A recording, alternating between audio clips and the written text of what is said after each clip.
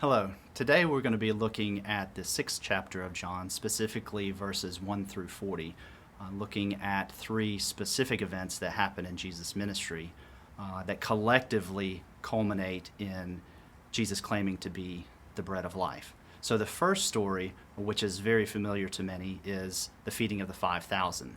The next story being Jesus walking on water. And the final story is Jesus claiming to be, or saying, I am the bread of life. So one thing I want to keep in mind here is as we go through these stories, they're all familiar to us, but I want to look back at something from the Old Testament, specifically Ezekiel chapter 12, verse 2, where he says, Son of Man. And remember, this is how Jesus referred to himself throughout his ministry, was the Son of Man. So in Ezekiel it says, Son of Man, you are living among a rebellious people. They have eyes to see, but do not see, and ears to hear, but do not hear. So we have to think that Jesus' audience was referred to as this rebellious people, but we also have to consider us being Jesus' audience as well. So we are rebellious, and we also can be subject to having eyes to see, but not seeing, and ears to hear, but not hearing. So as we go through each of these stories, I want us to think of, what is Jesus saying and what is he doing? And look at it from, we have the benefit of being on this side of the cross.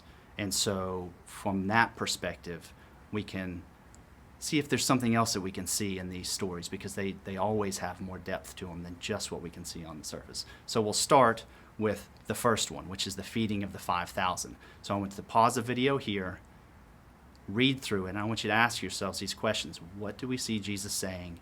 And what do we see Jesus doing? And we're back.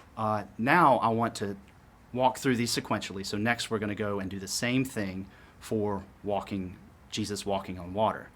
So we're going to read verses 16 through 24 and see there's not a whole lot that Jesus is saying in this. In fact, there's only two very brief statements. So it's more focusing on what is Jesus doing in this particular miracle. And so pause the video here and talk among your small groups, and then we'll come back shortly. And we're back. And the final scene from this this group of stories is where Jesus claims to be the bread of life. So again, we're going to read verses 25 through 40 and do the same thing. And this is, as opposed to the walking on water miracle, we see Jesus doing more talking here than action. So really focus on what Jesus is saying. Specifically, look at some of the repetition that we see in these verses. Repetition being one of those tools that they use to really emphasize certain things. So when you see words repeated over and over and over again, it's kind of like that blinking, flashing light saying, hey, pay attention to me. This is important. So read through these verses, pay specific attention to what Jesus is saying, and then we'll come back together here shortly.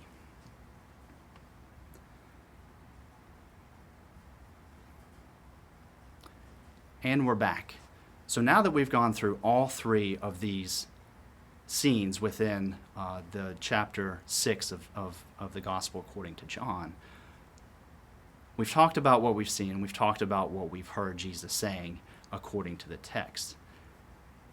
Now we want to see if there's maybe something a little bit deeper in there. Like I said at the beginning of this discussion, we're on this side of the cross. So we know the end of the story. We know what happened. So we can kind of take a look back through a different lens and say, okay, knowing what is at the end, what can we see? What is Jesus saying to us then? So what I want to do now is I want to look back through these same three events within John's Gospel. And I want to look at them in a different order. Okay, and I want to look at them in a way, not sequentially, but maybe how there's some intentionality in how they're put together. So in order to do this, I want to provide a visual cue, and I want you to kind of keep this in your mind as you do this. And what I want you to think about as we go through these is I want you to think about a sandwich, right? So two pieces of bread with something in the middle, okay? So as we go through this, kind of keep this visual aid in your mind, okay? So we'll start off with the first miracle, which is the feeding miracle. So in this, we see one thing first to keep in mind is that this miracle is the only miracle that it appears in all 4 of the Gospels. Okay, it's the only one. So immediately we should be thinking, okay, there's something very important about this miracle for it to be repeated through all the Gospels. So the next thing is, not only is the story itself repeated, but it's also certain details are also repeated. Some of the things you see throughout the Gospel, the accounting is not exactly the same, but here we see it different. Here we see there's 3 specific details that are repeated throughout all the Gospels. So again, it's kind of like that flashing light. It's like, okay, this repetition, what is so important about this? It's signifying maybe something that lies beneath the surface for this. So we'll start off with the number 5. The 5 loaves of bread, repeated through all the Gospels, 2 fish, and then the 12 baskets. Okay, so think about it this way. So this miracle of feeding 5,000 people in and of itself, yes, it is miraculous, because feeding with 5 loaves of bread and 2 fish is impossible. I mean, it is. And yet Jesus does it. But what is important about the actual feeding itself and the mechanism by which he feeds? So think about 5 loaves, and I want you to keep this in mind. So with the 5 loaves, think of the first 5 books of the Bible: Genesis, Exodus, Leviticus, Numbers, Deuteronomy, collectively called the Torah. 2 fish.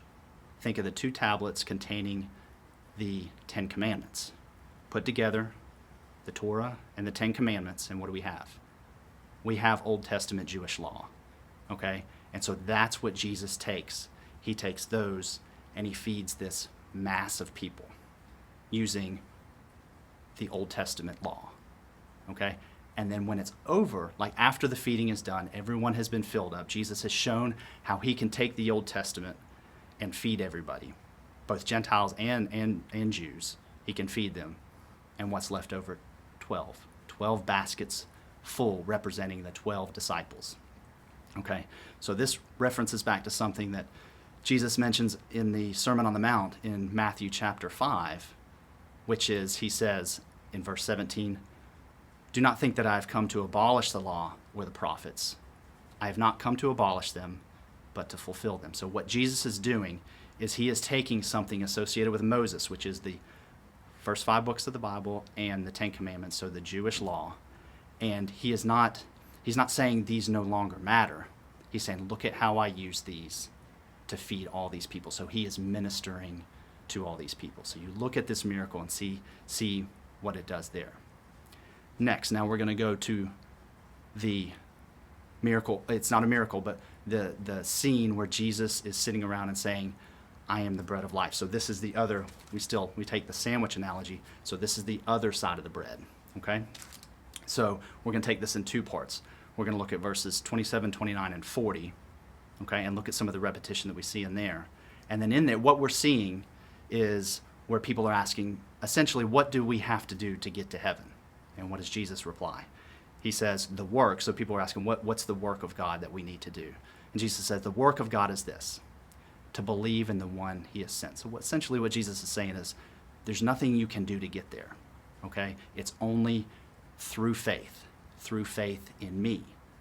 Believes in, so it says in verse 40, "For my Father's will is that everyone who looks to the Son and believes in him shall have eternal life." Okay, so all you have to do is have faith. Okay, next, the second part of this, we look in verse 32, 33, and 35. Okay, what do we see here? Jesus is directly addressing Moses in this, as far as what Moses had done, because he's addressing a question that was said is why don't you do like Moses has done? Because they're seeing Jesus as more of a prophet here than anything. And so what does Jesus do? Again, we look for repetition. Okay, so we're actually looking at a couple of prepositions where Jesus kind of turns it. And so what he says is what Moses provided was the bread from heaven, from God, and provided it. But yet what does he say about himself? Verse 33, "For the bread of God is he who comes down from heaven." So what he's saying essentially is that Moses acted on behalf of God and provided the bread to you. What Jesus is saying is, I am that bread. He says it specifically in verse 35, "I am the bread of life." Again, the prepositions from verse of. So if we look at it, Moses acted as intermediary and provided things from heaven, provided bread from heaven.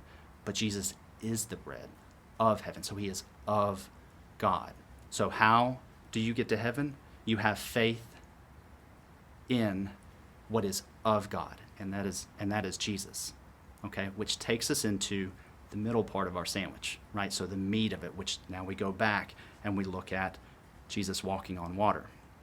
Okay, so here we have, and for some who may think that it's kind of a random miracle that's somewhat inconsequential, there's not, it's kind of makes you scratch your head as to why it's located where it is within the passage, almost as like, oh, it's kind of an afterthought, we'll just throw it in here because it makes sense, or maybe that's kind of sequentially how it happened. But again, if you think about it, what are the two stories that it's sandwiched between, and does that provide significance? And then when you look at it that way, you can see some intentionality in this. So we'll look at what, in the miracle itself, what happens. Okay, so what do we see Jesus doing? It says specifically, he's approaching the boat and he's walking on water. Okay, and then what does he say? He says, "It is I, do not be afraid." Okay, a couple of things to look at here. Okay, so a little bit of background. If we think about it, so these disciples were fishermen. They were used to being in the Sea of Galilee. Okay, they were used to storms that blew up, and so what this would not have been a surprise to them, and they should have been able to. And you would expect, you can assume that they knew how to handle themselves in rough seas, and you can even kind of not assume, but you can kind of ascertain that from what you see in the text. Because what are they doing? They've let their sails down and they're rowing the boat. Because in the big storms, you got to bring the sails down so it doesn't capsize. So these guys, it's clear they knew what they were doing, and it doesn't even say that they were even that concerned about it. And yet Jesus comes walking toward them. In this particular text, they don't even talk about Jesus calming the storm as he comes through here, because that's not the point. Okay. What happens when the disciples see him walking on water? That's when they become afraid. Now, why is that? Well, here is where the importance of the miracle comes into play. Okay? Jesus walking in water, let's go back again to the Old Testament and we'll look at Job chapter 9, verse 8. And it says, he alone, he being God, he alone stretches out the heavens and treads on the waves of the sea. So you have to imagine that these disciples, these fishermen, were quite well aware of what this meant for Jesus to be walking on water. Moses parted the Red Sea. You had other miracles associated with large bodies of water with Joshua, Elijah, Elisha. But it says specifically in the Old Testament, he alone, God alone, treads on the waves of the sea. So what is Jesus doing? He is showing them that he can do something that is only attributable to God. So reading specifically from a commentary, it says, what matters is not that Jesus has done the seemingly impossible, which is walking on water, but that he has performed action which the Old Testament associates with Yahweh alone.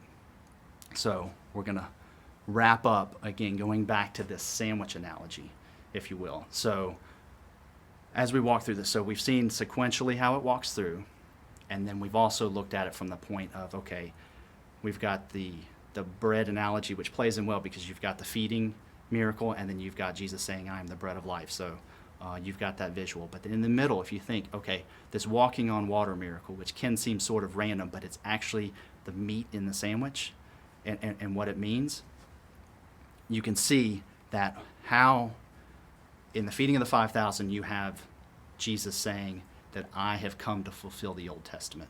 And then in the scene where he says, I am the bread of life, he is saying, and by fulfilling the Old Testament, faith in me is the only way for you to get to heaven. Meaning that it's by faith and not by works that you are saved. Right? And so then how this all points back to Jesus walking on water, it's how can I do these things? How can I fulfill the prophecy? How can I bring you salvation?